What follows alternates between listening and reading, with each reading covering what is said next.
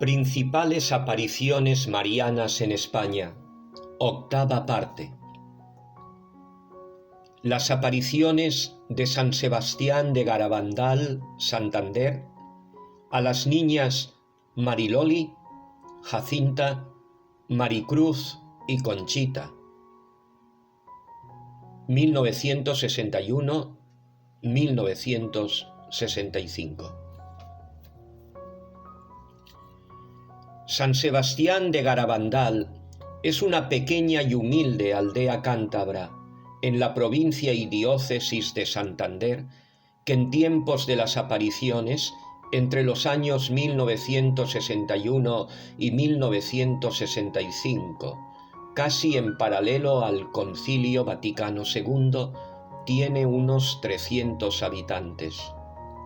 Estas mariofanías se sitúan temporalmente entre las de Ámsterdam, de 1945 a 1959, y Akita, en 1973, siendo las tres continuación de las de Fátima de 1917.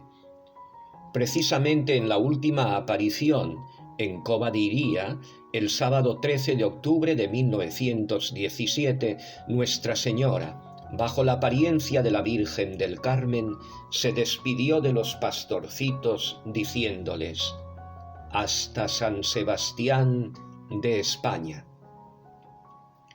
El pueblecito montañés de San Sebastián de Garabandal se encuentra situado en el noroeste de España, en la comunidad autónoma de Cantabria, a 90 kilómetros de Santander.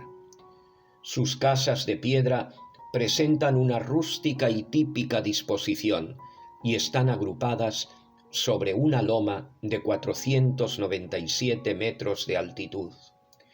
El pueblo está situado en la falda de la Sierra de Peñasagra, de 2016 metros, a orillas del río Vendul. San Sebastián de Garabandal queda al final de una carretera estrecha y sin asfaltar en la época de las apariciones que parte de otro pueblo llamado Cosío. Al acercarse al pueblo, un solitario pinar de 9 pinos destaca por encima del mismo. Es un lugar de sobrenatural serenidad y belleza. Al comenzar la década de 1960, el pueblo está aislado. Hay que llegar andando o en carro desde el Cosío. Como hemos dicho, unas 300 personas habitan allí, al pie de la montaña, en unas 80 casas de piedra.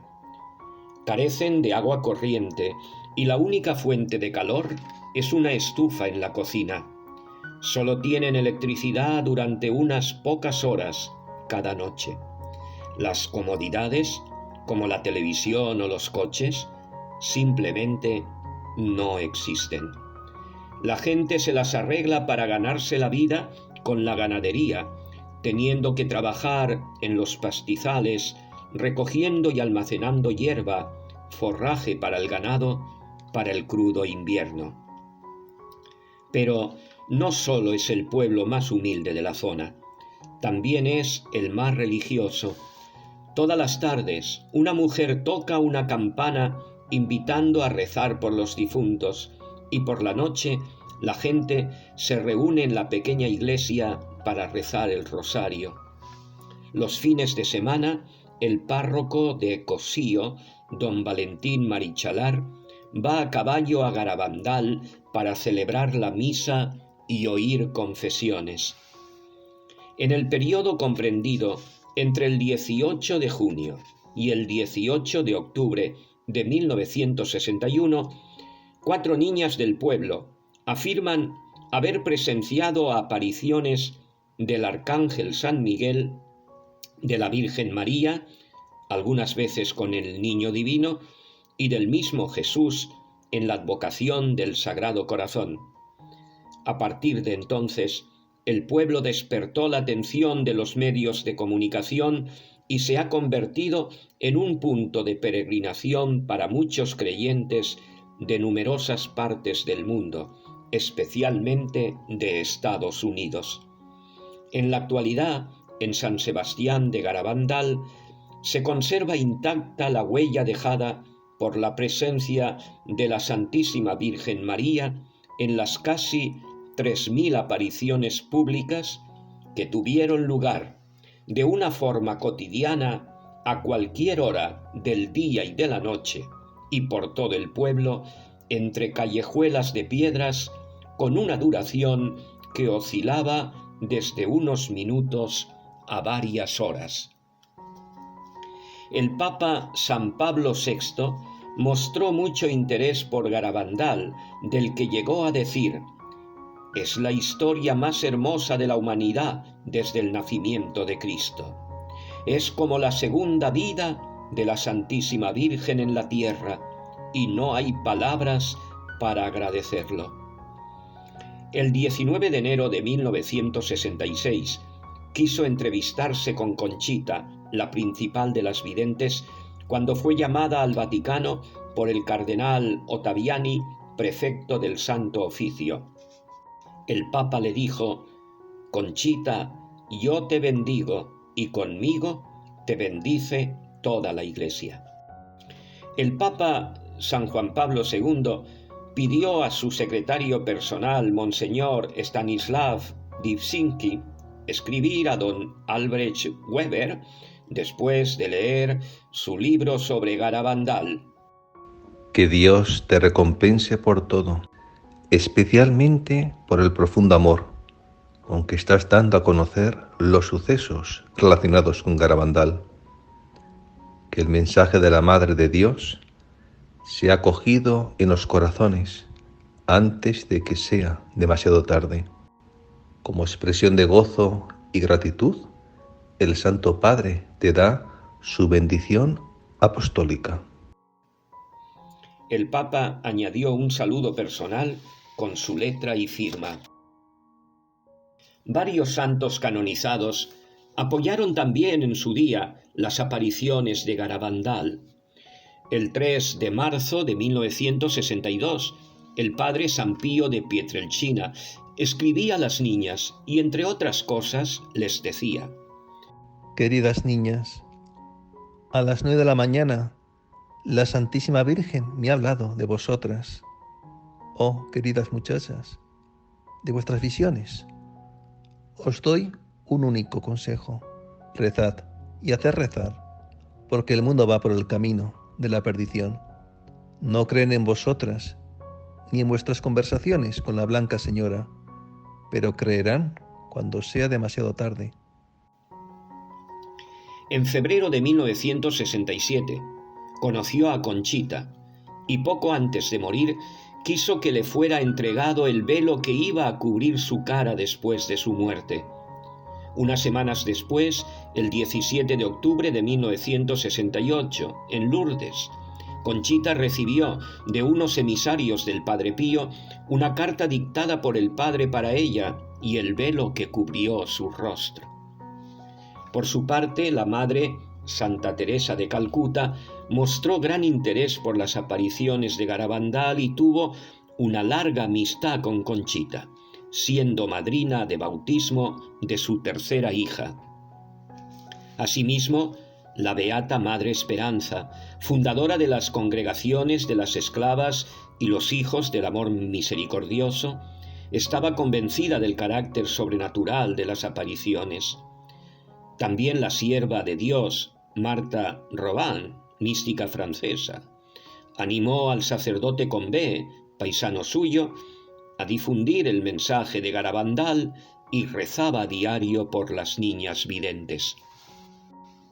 Empero, respecto a Garabandal reina la confusión sobre la posición de la Iglesia. En primer lugar, hay que recordar lo que ha ocurrido en otras apariciones. En un principio la Iglesia no aprueba nada, más bien, por prudencia, lo desaprueba. Sea como fuere, Garabandal nunca ha sido condenada por la Iglesia. La Sagrada Congregación para la Doctrina de la Fe guardó celosamente silencio sobre su opinión acerca de los hechos de Garabandal cuando Monseñor Juan Antonio del Val, obispo de Santander, entre 1971 a 1991, envió el informe elaborado por la segunda comisión de investigación que creó. De esta suerte, oficialmente, tanto a nivel diocesano como a nivel del Vaticano, el caso permanece abierto, en espera de nuevas investigaciones.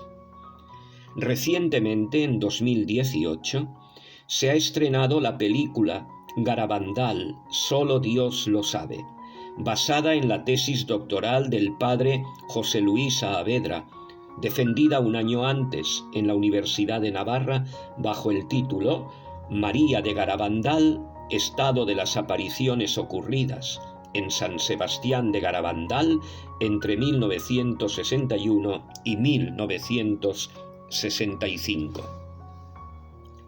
Las videntes. Entre esta humilde población viven las 4 niñas elegidas por Dios: Conchita González González, María Dolores Mazón González, Mariloli, Jacinta González González, las 3 de 12 años, y María Cruz González Barrido, Maricruz, de 11 años. A pesar de la coincidencia de sus apellidos, las niñas no tienen ningún parentesco próximo entre sí. Las niñas sabían perfectamente cuándo iban a tener aparición, gracias a lo que ellas mismas denominaban las llamadas. Recibían 3 llamadas, que consistían en una alegría creciente, que las precedía y anunciaba. A la tercera llamada, la alegría era tan grande que salían corriendo desde donde estuvieran hacia el lugar de la aparición, llegando simultáneamente, y donde caían repentinamente de rodillas y en trance extático. Las niñas viven con la Santísima Virgen María una vida familiar y cariñosa, entrañable. De ella aprenden enseñanzas y experiencias que les descubren cómo vivir familiarmente con Dios en la vida diaria. Conchita escribe en su diario: a nosotras 4, Loli, Jacinta, Maricruz y yo, desde el principio nos había dicho la Santísima Virgen que nos íbamos a contradecir unas con otras, que nuestros padres no andarían bien y hasta llegaríamos a negar el haber visto a la Virgen y al ángel. Ya en el mes de enero de 1963, todo lo que la Santísima Virgen les había dicho se cumplió. Primero se contradijeron unas y otras, y hasta llegaron a negar, por miedo ante las amenazas, haber visto a la Virgen. Continúa narrando Conchita: yo, en mi interior, me quedaba extrañada de decir esas cosas, cuando en mi conciencia estaba completamente tranquila de que había visto a la Santísima Virgen, y la Virgen, después de decir nosotras esto, a los pocos días se nos volvió a aparecer. Como era lógico, las negaciones forzadas de las videntes fortalecieron las de las autoridades eclesiásticas, ya predispuestas a ello por obra de la informal, subjetiva y manipuladora primera comisión de investigación del obispado. Precisamente, el doctor Luis Morales Noriega, médico principal de aquella comisión, durante una conferencia que dio en el Ateneo de Santander el 30 de mayo de 1983, se retractó públicamente de su anterior opinión negativa y confesó: ni hubo comisión ni investigación formal. Fue un simulacro. La comisión es una cosa que han inventado los periodistas. It's something that was created, invented. Nunca by the existió tal newspaper comisión. people. A mí me han dicho que era la comisión y nunca fue de ella. The commission never existed.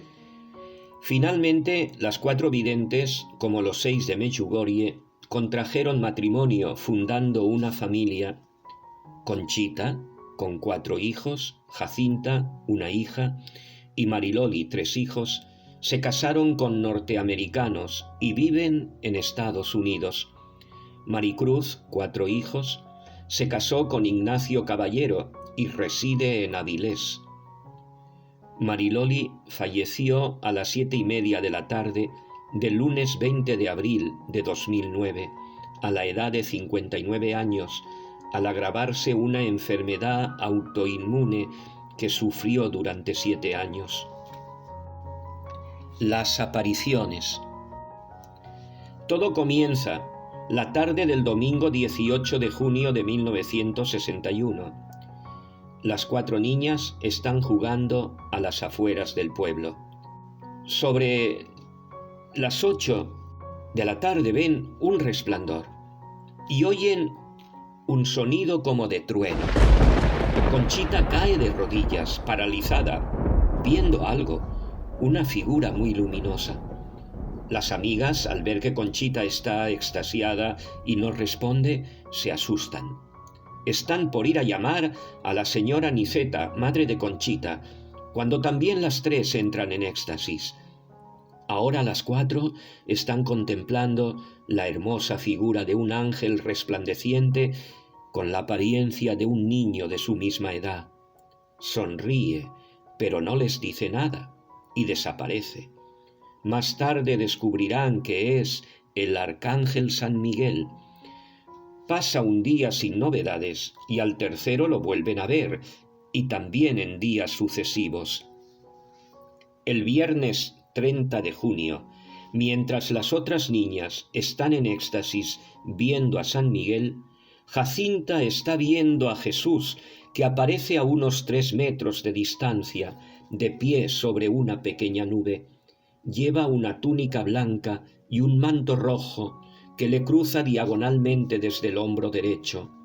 Su sagrado corazón sobresale a su izquierda, rojo brillante y con rayos de luz blancos y dorados que salen de él. No habla la niña, pero la mira y con su mano izquierda señala su corazón mientras le hace señas con la derecha para que se acerque. Lo que más le impresiona a Jacinta es la mirada de Jesús. Aquella mirada impregnada de un amor inmenso la penetra hasta lo más profundo del alma. Mirada que recordará de modo indeleble el resto de su vida. Al día siguiente, el sábado 1 de julio, el ángel les habla por primera vez y les dice: ¿Sabéis por qué he venido? Debo anunciaros que la Virgen Santísima se os aparecerá mañana, como Nuestra Señora del Monte Carmelo. Llenas de alegría, las 4 niñas a la vez exclaman: ¡Que venga pronto! El domingo 2 de julio, fiesta de la Visitación en aquel entonces, hacia las 6 de la tarde, las niñas están en La Calleja, camino difícil de piedras y empinado que une el pueblo con el Pinar de los 9 Pinos, cuando de repente la Virgen se les aparece con el niño Jesús y con un ángel a cada lado. Uno era San Miguel y el otro no saben quién es, pero va vestido igual y parecen gemelos. Encima de todos, con mucha luz, ven un ojo de un tamaño muy grande. Sin miedo alguno, las niñas comienzan a hablar con la Virgen. En su diario, Conchita escribe: Parecía el ojo de Dios. Ese día hablamos con la Virgen mucho y ella con nosotras. Le decíamos todo y ella se reía porque le decíamos tantas cosas.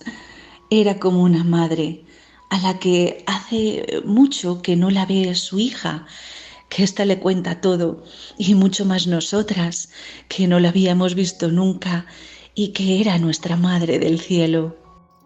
Después de rezar el rosario con ella, les dice que se va, pero que mañana volverá. Conchita nos deja una descripción de la Virgen. Viene con un vestido blanco, manto azul, corona de estrellucas doradas. No se le ven los pies, las manos estiradas, con el escapulario en la derecha.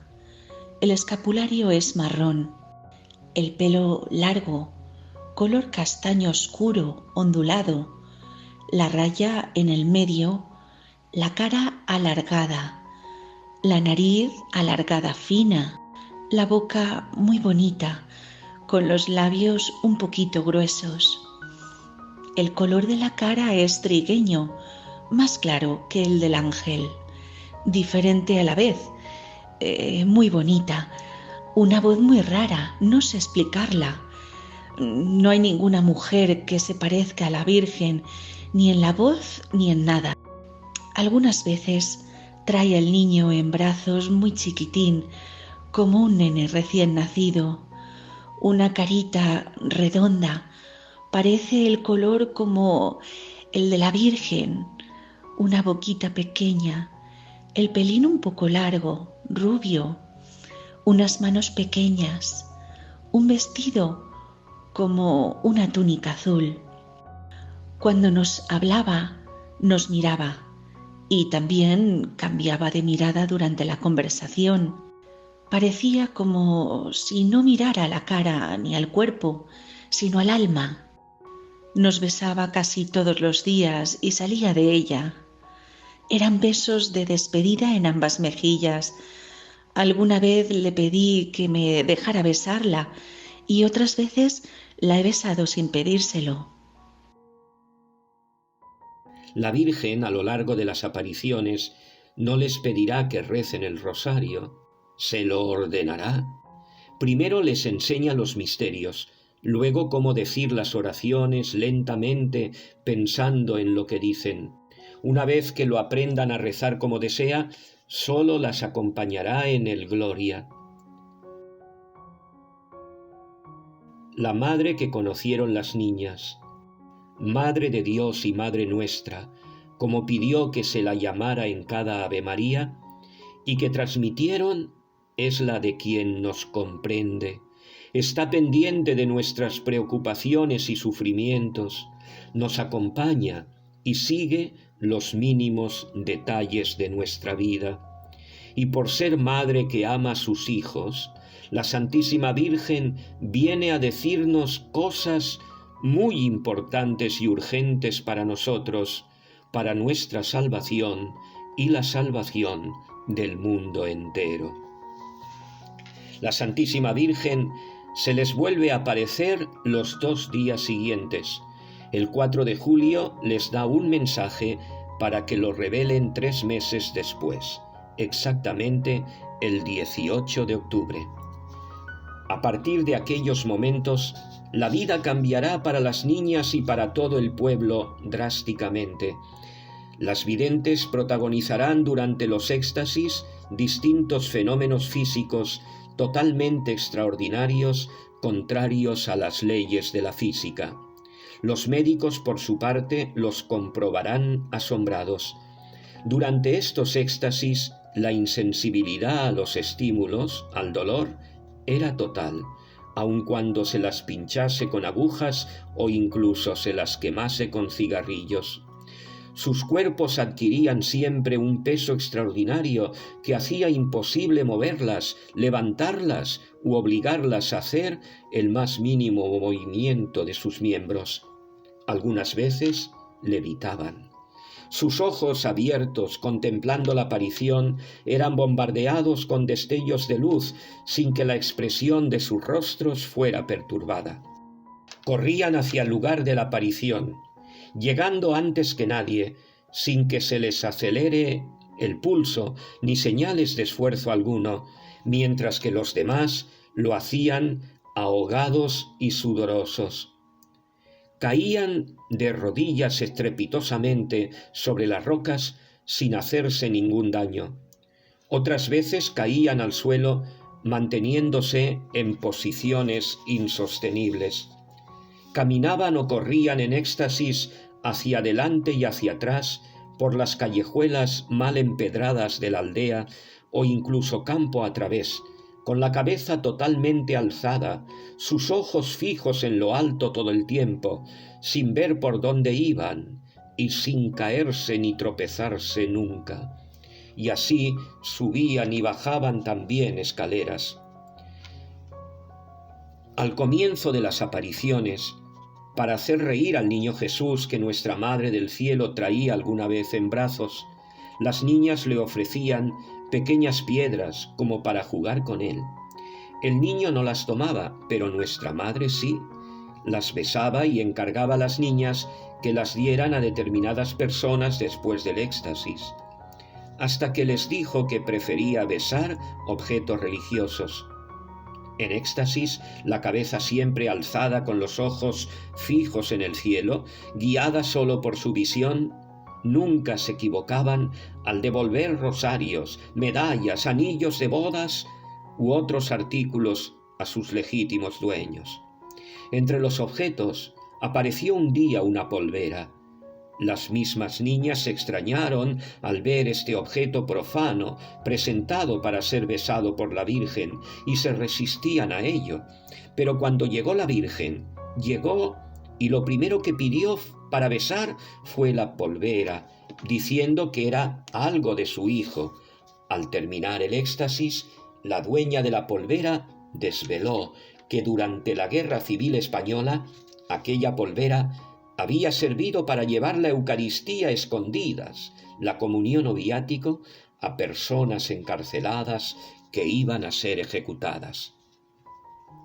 Con el tiempo, con las páginas de los misales y Biblias besadas por la Virgen y cortadas en pedacitos, se elaborarán numerosos reliquiarios pegándolos a medallas y rosarios.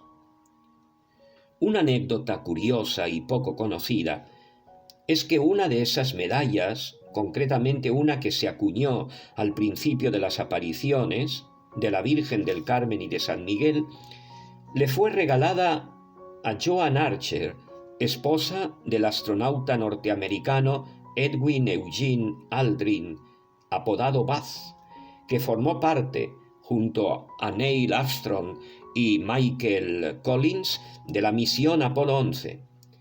La misión se envió al espacio el 16 de julio de 1969, festividad de la Virgen del Carmen. 4 días después, el domingo 20 de julio, el módulo de la nave alunizó sobre la superficie del satélite terrestre. Por primera vez, 2 hombres se preparaban para caminar al día siguiente sobre la Luna. Uno de ellos fue precisamente Buzz, quien, por petición de su esposa, dejó sobre la superficie lunar la medalla que unos años antes había besado la Virgen en Garabandal. Considero que esta información es valiosa y oportuna. Así, cuando levante los ojos al cielo y mire la luna, recordaré emocionado que allí está una de las medallas besadas por mi madre, que su beso, signo de su amor, ternura y solicitud materna, reposa sobre la superficie del mar de la tranquilidad. Volviendo a la tierra y al lugar donde ella eligió aparecerse, llama siempre la atención ese trato sencillo y confiado que las niñas tenían con su Madre del Cielo, que hasta jugaba con ellas en ocasiones y que con frecuencia las despedía con un beso. La misma Virgen les repetía a menudo que fueran obedientes a sus padres. También las animaba a hacer sacrificios, en concreto por los sacerdotes, para que fueran santos, y por los que dudaban, para que siguieran siendo sacerdotes. Les enseñó a tener horror al pecado, ayudándolas a formar su conciencia, respondiendo a las 1000 preguntas que le hacían constantemente las niñas. Cuando venía con el niño Jesús, a veces se lo dejaba a las niñas, que jugaban con él, lo besaban y se lo pasaban de una a otra. En sus éxtasis, las niñas entran en las casas del pueblo. Podemos imaginar el alivio y la alegría que estas visitas producían en las familias de aquellas casas donde la Virgen quería entrar. Las marchas extáticas de las niñas eran para bendecir, consolar y acompañar, especialmente en las de los enfermos y difuntos.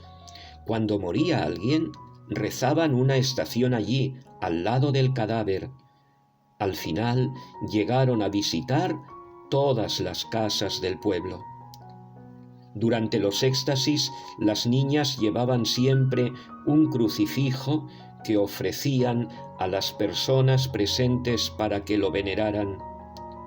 Por orden de la Virgen, solían extender el crucifijo a quien ella les indicaba. Después de un éxtasis, Conchita se enteró de que todos aquellos a los que había dado a besar el crucifijo eran sacerdotes vestidos de civil. Fueron numerosas las ocasiones en que las niñas en éxtasis reconocieron a los sacerdotes y religiosos vestidos de paisano, sin tener ninguna otra señal para saberlo que lo que les dijera su visión. En innumerables ocasiones, la Virgen atendía las peticiones interiores de los peregrinos que le pedían pruebas mentalmente. A partir de la primavera de 1962, cuando no había sacerdotes entre los peregrinos, las niñas recibían comuniones místicas invisibles que San Miguel tomaba de algún tabernáculo de la tierra. El ángel les pedía que se preparasen a recibirla rezando el Confiteor o Yo Pecador y diesen después gracias con la oración Anima Christi o Alma de Cristo. Durante los 2 primeros años, las manifestaciones del cielo se multiplicaban sin parar en centenares de encuentros, en ocasiones varias veces a lo largo del día y de la noche. De esta suerte, las mariofanías se sucedieron asiduamente desde el 2 de julio de 1961 al 20 de enero de 1963, festividad de San Sebastián, patrono de Garabandal. Desde entonces, las niñas ya no tendrán tantas apariciones como al principio, y a veces el cielo se comunicará con ellas solo a través de locuciones interiores a Conchita y Mariloli, que sentían pronunciar en su alma por la Virgen y en alguna ocasión por el mismo Señor. La primera que dejó de ver a la Virgen es Maricruz, la más pequeña, que tuvo su última aparición el 18 de septiembre de 1962.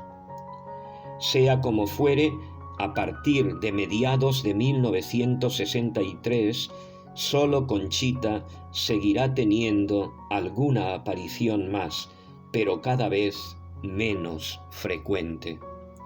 A pesar de eso, las peregrinaciones seguían fluyendo hacia Garabandal con un aumento notable en el número de peregrinos procedentes del extranjero. Al apartado pueblo de la montaña llegaban auténticas personalidades del mundo eclesial, periodistas de importantes medios, diplomáticos, empresarios, escritores. Se dieron casos de conversiones notables y curaciones de índole físico y espiritual. En Garabandal, la Virgen parece especializada en sanar los corazones y las almas de sus hijos. Los mensajes. En Garabandal nuestra Madre nos dio solo 2 mensajes, breves y simples, pero muy precisos y profundos. El primero de ellos, al principio, al tercer día, el 4 de julio de 1961, lo dio ella misma a las 4 niñas, pero les pidió que lo guardasen en secreto hasta el mes de octubre. el segundo casi al final, cuando ya solo se aparecía a Conchita, en junio de 1965, y, por su gravedad, será San Miguel el que reciba el encargo de la Virgen de revelarlo a la niña. Por fin llegó el 18 de octubre de 1961, fecha en que la Virgen dio permiso a las niñas para comunicar a todos su primer mensaje. La tormenta y fuerte lluvia que no cesó en todo el día no desanimó a la multitud que ese día se congregó en Garabandal. Al caer la tarde, en los pinos, las niñas leyeron el texto del mensaje. Hay que hacer muchos sacrificios, mucha penitencia, visitar al Santísimo. Pero antes tenemos que ser muy buenos, y si no lo hacemos, nos vendrá un castigo. Ya se está llenando la copa, y si no cambiamos, nos vendrá un castigo muy grande. La Santísima Virgen María no es profeta de calamidades, no amenaza con castigos a sus hijos. Cuando ella nos dice estas cosas, lo que nos puede pasar si no nos enmendamos, le duele en el alma decírnoslo, pero como Madre nuestra nos advierte, nos da las indicaciones que necesitamos oír para nuestro bien. Si no tomamos el camino de la cruz, si la Eucaristía no es el centro de nuestras vidas y de cada uno de nuestros días, si no somos muy buenos, si no nos convertimos, el Señor no tendrá más remedio que intervenir para que comprendamos la importancia de lo que está en juego, nuestra salvación. Tras la comunicación de este primer mensaje, las niñas pedían con frecuencia a la Virgen que hiciese un milagro para que la gente creyese en las apariciones. Un día San Miguel comunicó a Conchita que en una de las ocasiones en que él le traería la comunión, la forma se haría visible en su lengua. A Conchita no le pareció un gran milagro, porque ella pensaba que la forma era siempre visible a los presentes. Cuando llegó el día, que había sido anunciado por Conchita 15 días antes, había cientos de personas en el pueblo, y así, en la noche del 18 al 19 de julio de 1962, a la 1:30 de la madrugada, ocurrió el milagro, un milagro precisamente eucarístico. Uno de los presentes pudo grabar algunos instantes en vídeo donde se ve una forma blanca y radiante aparecer de la nada en la boca de Conchita. El segundo mensaje de la Virgen, recibido únicamente por Conchita, llegó pocos meses antes del fin de las apariciones, el 18 de junio de 1965. Es San Miguel el encargado de comunicar el mensaje de parte de la Virgen. Las lágrimas ruedan por el rostro de la muchacha a medida que él va hablando. Como no se ha cumplido y no se ha dado a conocer mi mensaje del 18 de octubre de 1961, vengo a deciros que este es el último. Antes la copa se estaba llenando, ahora está rebosando. Muchos sacerdotes, obispos y cardenales van por el camino a la perdición, llevando con ellos a muchas almas. Se da cada vez menos importancia a la Eucaristía. Con vuestros esfuerzos debéis evitar la ira de Dios. Si le pedís perdón con alma sincera, Él os perdonará. Yo, vuestra madre, por mediación del ángel San Miguel, quiero deciros que os enmendéis. Ya estáis en los últimos avisos. Os quiero mucho y no quiero vuestra condenación. Pedidnos sinceramente y nosotros os lo daremos. Debéis sacrificaros más. Meditad en la pasión de Jesús.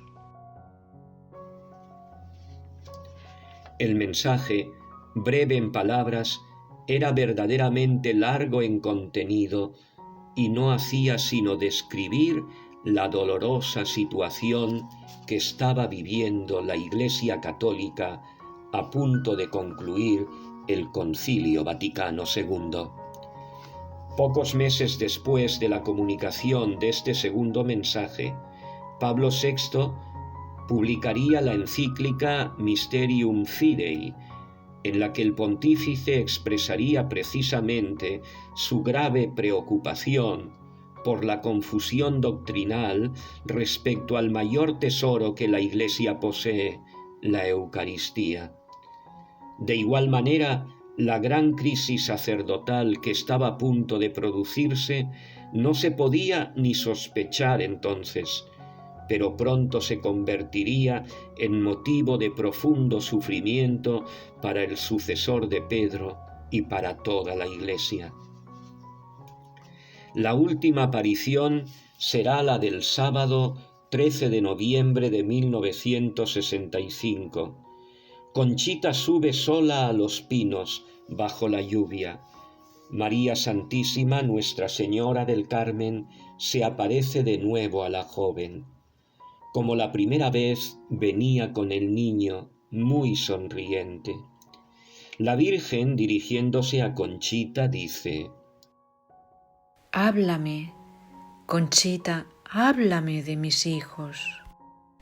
A todos los llevo debajo de mi manto. Os quiero mucho y deseo vuestra salvación. Pon de tu parte todo lo que puedas y nosotros te ayudaremos. Esta será la última vez que me verás aquí, pero estaré siempre contigo y con todos mis hijos. Conchita, debes visitar más a mi hijo en el sagrario. ¿Por qué te dejas llevar de la pereza para no visitarle? Él os está esperando día y noche. Conchita dice entonces a la Virgen: Qué feliz soy cuando os veo. ¿Por qué no me llevas ahora contigo? Ella le contesta: Acuérdate de lo que te dije el día de tu santo. Cuando te presentes delante de Dios, tienes que mostrarle tus manos llenas de obras hechas por ti, a favor de tus hermanos y para gloria de Dios. En este momento tienes las manos vacías. Así terminaron las mariofanías en Garabandal, los momentos felices que las niñas habían pasado con su mamá celestial habían terminado, pero sentían aún y siguen sintiendo su presencia y los frutos dejados en su alma. Conchita dijo de las apariciones: Me dejaron el alma llena de paz y alegría y de un gran deseo de vencer mis defectos y de amar al Señor y a su Madre Santísima con todas mis fuerzas.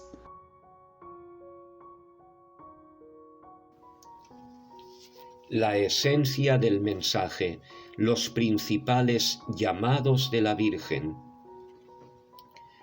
¿Por qué la Virgen se manifiesta en Garabandal como Nuestra Señora del Monte Carmelo? Quizá encontremos la respuesta en la espiritualidad mariana de la Orden Carmelita y en la que subyace en los mensajes y las apariciones. Quizá escogió aparecerse bajo esta advocación estrechamente ligada al escapulario marrón como signo de nuestra consagración y de su protección en los momentos decisivos que vivimos y especialmente en la hora de nuestra muerte. Sea como fuere, la espiritualidad carmelitana se caracteriza por ser una vida de intimidad con nuestra Madre, hasta el punto de poder definirse con la expresión medieval: el Carmelo es todo de María. Así lo reconoce también la Iglesia. Como dice León XIII, el Carmelo es totalmente mariano.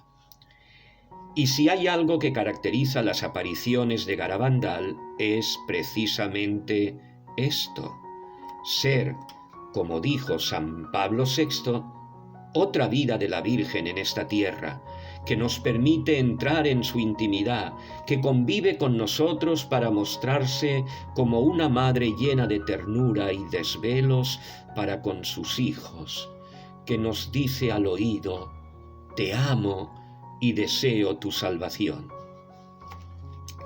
En Garabandal, la Virgen del Carmen nos pide ser todos suyos para llegar a ser propiedad de su Hijo Jesús.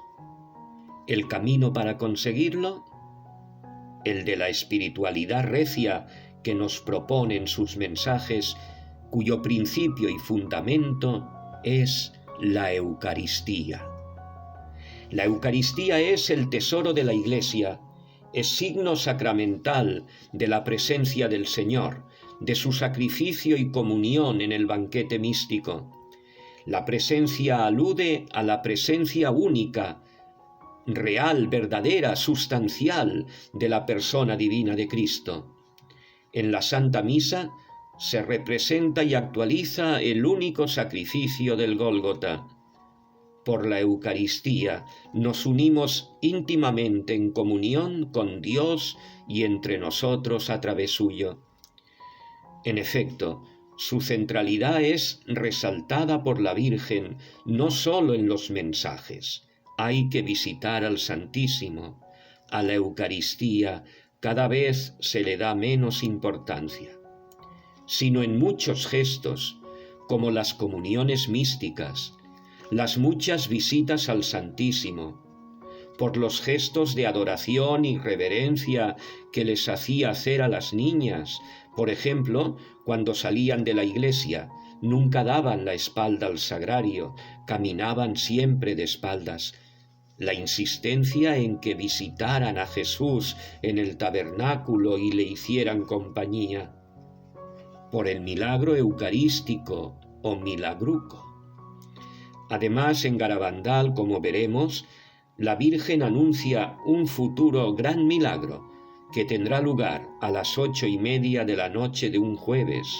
La hora y el día tienen un significado especial, ya que es el día y la hora de la institución de la Eucaristía, y que coincidirá además con la festividad de un santo mártir de la Eucaristía. Junto al valor e importancia de la Eucaristía en la vida del creyente y de la Iglesia, destacan también las siguientes exhortaciones. El rezo diario del rosario. La Virgen no les pide, les ordena rezarlo. La importancia de los sacramentales, crucifijos, medallas, rosarios, que la Virgen besaba impartiendo a través de ellos gracias especiales de sanación y conversión. Sobre todo del Santo Escapulario. Habló de su importancia y lo llevó siempre en su brazo durante las apariciones. En esta antigua advocación, la del Monte Carmelo, la Santísima Virgen lo ofrece como señal de su protección y prenda que nos asegura el paraíso. El escapulario no es un talismán, sino el sello de un pacto de amor, de una consagración a María, signo de nuestra entrega, de nuestra consagración a la Madre de Dios, signo de que estamos dispuestos a enmendarnos y cambiar de vida haciendo un camino de conversión cuya meta es el encuentro con Dios. La gravedad del pecado y la urgente necesidad del arrepentimiento. Yo, vuestra madre, por intercesión del ángel San Miguel, os quiero decir que os enmendéis, estáis en los últimos avisos. Como en Fátima, nuestra Madre nos llama insistentemente a la penitencia y al sacrificio como medios para la necesaria y apremiante conversión de nuestras vidas al Señor. Hay que hacer muchos sacrificios, mucha penitencia. Debéis sacrificaros más. La meditación de la pasión del Señor. Pensad en la pasión de Jesús. Contemplación que nos ha de llevar a sacrificarnos, a imitar su amor. Meditando la pasión recibimos luz para reconocer nuestros pecados y encontrarnos en la confesión sacramental con el perdón que nos libera y nos vuelve capaces de recibir las gracias. La necesidad y eficacia de la oración de petición. Pedidlo con oración constante. Pedidnos sinceramente, y nosotros os lo daremos. La llamada a rezar y sacrificarse por los sacerdotes. Un día la Virgen les dijo: Si vierais juntos a un ángel y a un sacerdote, tendríais que venerar primero al sacerdote. La necesidad e importancia de las buenas obras. Tenemos que ser muy buenos. Primer mensaje. Cuando te presentes delante de Dios, tienes que mostrarle tus manos, llenas de obras hechas por ti, a favor de tus hermanos y para gloria de Dios. A Conchita. La obediencia. La importancia de obedecer siempre a la legítima autoridad, padres, maestros, sacerdotes, y la modestia en el vestir. En Garabandal, la Santísima Virgen insistía en ello. Ella sabía todo lo que venía. La dimensión escatológica o apocalíptica de Garabandal. Como en Fátima antes y en Akita después, es un ángel quien prepara la aparición de la Madre de Dios. En Garabandal, sin embargo, el arcángel San Miguel no se limita a preludiar la venida de la Virgen, sino también a dar el último mensaje. Este arcángel, príncipe de las milicias celestiales, a quien se invoca particularmente en los exorcismos, es el protector de la Iglesia y quien aparece en el Apocalipsis en los combates finales. Por este motivo, y porque en los mensajes se alude a la copa que se está llenando, y luego que rebosa, con el agregado de alertarnos, estáis en los últimos avisos, de Garabandal se puede decir que además de eucarístico, es escatológico, es decir, de anuncio del final de los tiempos. Al respecto se suele recordar la siguiente anécdota. El lunes 3 de junio de 1963 llega a Garabandal la noticia de la muerte del Papa Juan XXIII, y Conchita junto con su madre sale en dirección a la iglesia para rezar por el eterno descanso del pontífice. De camino escucha en su interior la inconfundible voz de nuestra Madre que le dice: Después de este Papa ya solo quedan 3, y después el fin de los tiempos. Al poco, la Virgen añade que en realidad habría otro más, pero que éste gobernaría la Iglesia por muy poco tiempo y por eso ella no lo cuenta. Es decir, que con el pontificado del Papa Francisco estaríamos ya en el inicio de estos tiempos finales, y tal impresión concuerda con el hecho objetivo de verificarse la gran apostasía profetizada fuera y dentro de la Iglesia. Ahora bien, no se trata del fin del mundo, sino del final o fin de los tiempos, esto es, del preludio a la parusía o segunda venida de Cristo, que inaugurará los tiempos nuevos de paz, con un nuevo Pentecostés y el triunfo del corazón inmaculado de María. La Virgen María advirtió además de la llegada de una gran tribulación para la Iglesia, tan grave que, en palabras de las niñas, la Iglesia dará la impresión de estar a punto de desaparecer. A las niñas se les muestra el escenario político, social y religioso del mundo y de la Iglesia previo a la llegada de tres grandes acontecimientos: aviso, milagro y castigo, que son un camino de purificación que el Señor en su gran misericordia ofrece a la humanidad como última oportunidad de conversión y como preparación del triunfo del Inmaculado Corazón, triunfo predicho en Fátima y confirmado por los mensajes de Garabandal, pero también de Medjugorje y otras mariofanías recientes y revelaciones privadas a varios místicos. El aviso. Para preparar el milagro se dará un aviso que vendrá directamente de Dios para prepararnos al gran milagro.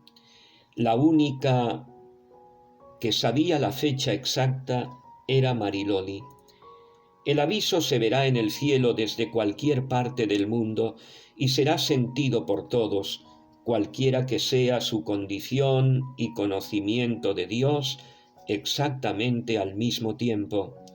Será una experiencia pavorosa de purificación, porque al mismo tiempo veremos en el interior de nosotros mismos, en nuestra conciencia, que será iluminada sobrenaturalmente, el mal que hemos hecho y el bien que dejamos de hacer, y sus consecuencias. Se nos revelarán nuestros pecados y veremos nuestra alma como la ve Dios. Pero antes, la situación de España y del mundo tiene que empeorar mucho. Se dará en el peor momento de una época de gran tribulación y persecución religiosa, en la que parecerá que los comunistas se han apoderado del mundo entero, y será muy difícil practicar la religión, que los sacerdotes puedan decir misa, o que el pueblo pueda abrir las puertas de las iglesias. El milagro. En octubre de 1961, la Virgen comunicó a Conchita el gran milagro. Más tarde también lo comunicará a las otras tres niñas. Será mayor que el de Fátima, una gracia muy grande para convertir al mundo entero y para que cumplamos el mensaje. Conchita dice que ocurrirá un jueves por la noche entre los días 8 al 16, de marzo a mayo. Al ver el día en el calendario, se dio cuenta de que ese día se celebra a un santo mártir relacionado con la Eucaristía y de nombre raro, no común. El milagro será visible y se podrá fotografiar, filmar y retransmitir, pero intangible, no se podrá tocar. Nadie pondrá en duda que su origen es sobrenatural, divino. Durará un cuarto de hora y dejará una señal visible y permanente hasta el fin del mundo en Los Pinos. Coincidirá además con un gran evento eclesial. Se podrá ver en Garabandal y en las montañas de alrededor. Sanarán los enfermos que estén allí, los pecadores se convertirán y los ateos e incrédulos creerán. Conchita sabe la fecha del milagro, que ocurrirá antes de un año después del aviso, y lo anunciará con 8 días de anticipación. Se cree que este gran milagro coincide con el signo anunciado como tercer secreto en Medjugorje y que pueda tener réplicas exactas en los lugares del mundo en los que se ha aparecido la Virgen a lo largo de la historia. El castigo. Si después del aviso y del milagro el mundo no cambia, vendrá un castigo muy grande como purificación de toda la humanidad. No será de orden natural, sino que vendrá directamente de Dios. Dice Conchita, el castigo si no cambiamos será horrible. Nosotras, Loli, Jacinta y yo, lo hemos visto. Pero yo no puedo decir en qué consiste, porque no tengo permiso de la Virgen. Cuando lo vi, sentí un grandísimo temor, y eso que estaba viendo al mismo tiempo a la Virgen en toda su belleza e indescriptible bondad. Luego el castigo está condicionado a nuestra respuesta tras el aviso y el milagro. Será como para reprendernos de que no hemos hecho caso a todas las llamadas y advertencias de nuestra Madre, a los mensajes de Nuestra Señora del Monte Carmelo de Garabandal, que nos dice a cada uno: os quiero mucho y no quiero vuestra condenación.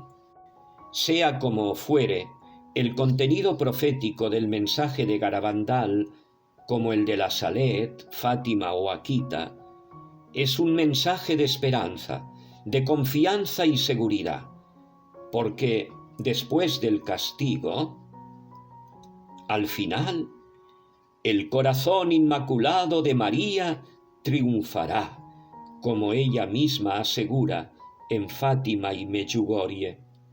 Y así amanecerá después un mundo y una humanidad nuevos, renovados por un nuevo Pentecostés, en el que reinarán los sagrados corazones triunfantes de Jesús y de María.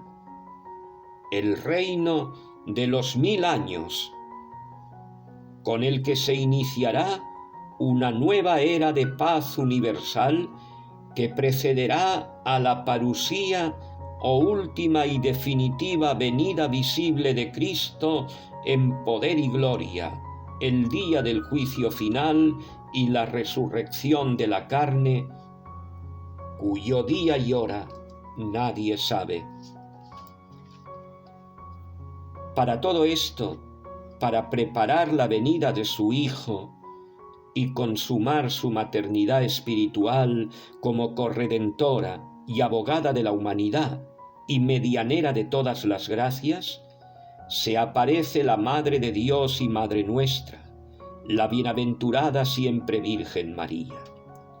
Su único deseo es lograr que todos estemos un día con ella en el cielo, porque, como le aseguró a Conchita cuando se despidió de ella, os quiero mucho y deseo vuestra salvación.